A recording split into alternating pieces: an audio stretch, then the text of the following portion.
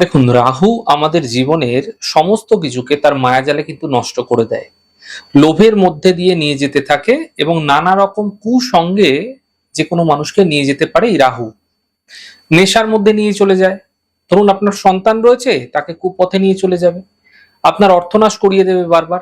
এই রাহুর মায়াজাল থেকে কিভাবে বার হবেন? সহজ কিছু পন্থা আমি বলছি। প্রথমেই বলবো যে কম বেশি প্রত্যেকেই আপনারা আপনাদের বাড়িতে পূজার স্থলে ধূপবাতি জ্বালিয়ে থাকেন।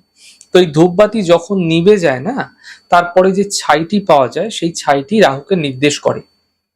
একটা ছোট্ট স্টিলের বাটির মধ্যে সেই ছাইটি সামান্য তিল তেলে মিশ্রণ করে প্রত্যেক দিনকার ছাই প্রতিদিন ব্যবহার করবেন। স্নানের পরে আপনার সন্তান হলে তার কানের লতির পেছন দিকটাতে সামান্য সামান্য লাগিয়ে দেবেন।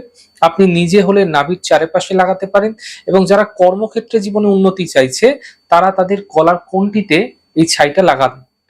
আপনারা এই ছোট্ট উপায় করে দেখুন, রাহুর যে কুপ্রভাব রয়েছে, দুষ্প্রভাব রয়েছে, সেই দুষ্প্রভাব থেকে আপনারা বাঁচতে পারবেন।